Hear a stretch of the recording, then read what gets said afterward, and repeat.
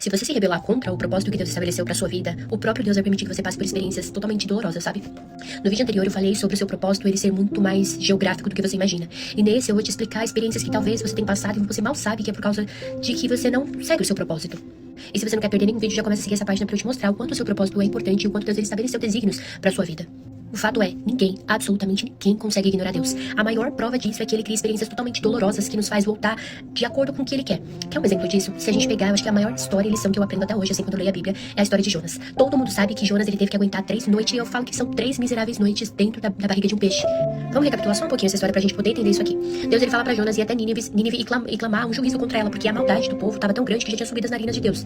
E Jonas, ele não acha que aquele povo é digno de pena, de ouvir a palavra do Senhor, e ele se rebela contra o chamado dele, o propósito dele, quer ir lá e pregar. E o que ele faz? Ele desce pra Tarse, pega um barco e lá tenta fugir. Só que no meio de tudo isso, Deus ele acaba provocando uma situação com que tem uma grande tempestade e no final de tudo isso, Jonas acaba dentro do ventre de uma baleia.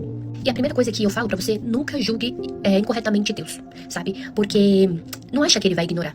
Não acha, porque se ele mandou fazer algo, você precisa fazer. E se você ignorar, muitas vezes você vai pagar o preço por causa disso. Outro que nos mostra isso, veja José. Acã desobedeceu a Deus. José perdeu a batalha de Ai, porque guardou expósitos de guerra. E o próprio Deus já tinha falado pra não perder. O que aconteceu? Pra não guardar. O que aconteceu? Ele foi lá e guardou e perdeu a guerra. Em um único dia ele perdeu a reputação, os seus soldados não confiavam mais nele, perdeu absolutamente tudo. Simplesmente porque não obedeceu os desígnios, não obedeceu o seu propósito, o seu chamado. E aqui é um fato, quando uma pessoa está fora do propósito de Deus, as pessoas ao redor acabam pagando preço por causa disso, sabia? Anos atrás, um líder ele fez uma observação muito interessante que eu vi e eu queria compartilhar essa história aqui com você pra você prestar bem atenção nisso que eu vou te falar. Presta muita atenção. Esse líder falou assim que quando as finanças ficarem difíceis no ministério dele, ele simplesmente ia orar a Deus e ele teria certeza que Deus iria se levantar e iria mostrar pra ele.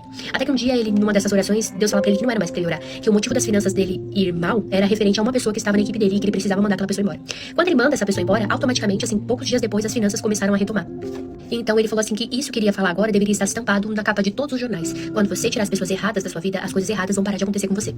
Todas essas histórias que eu te contei têm um ponto central em comum. Todas as pessoas tinham propósitos chamados, mas em algum momento elas se rebelaram contra esses próprios chamados. E o que acontece? Uma enxurrada de coisas ruins acontece. Então toda vez que você se rebela contra aquilo que Deus mandou você fazer ou te chamou pra fazer, pode ter certeza que uma enxurrada de consequências vai vir sobre você.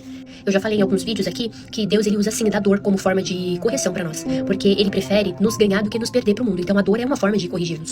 E por que ele usa essas recompensas? Primeiro, a dor ela é uma forma da gente buscar a Deus pra buscar sobre respostas. Segundo, a dor nos força a buscar recompensa somente em Deus, a confiar no braço de Deus e não confiar no braço do homem. Terceiro, a dor nos ajuda a descobrir aonde foi que a gente errou, aonde foi que a gente deixou o primeiro amor. Quarto, a dor ela nos obriga a buscar e a clamar pelo nosso Pai por cura, salvação e libertação. E o quinto, a dor ela te ensina a buscar pelo seu Pai pra mudar, sabe? E a ouvir as instruções que ele tem pra você. Então, se você tá passando por esses processos de dor, entenda que tem um propósito. Tente entender isso e não se rebele contra isso, porque se você se rebelar, pode ter certeza que mais momentos de correção virá.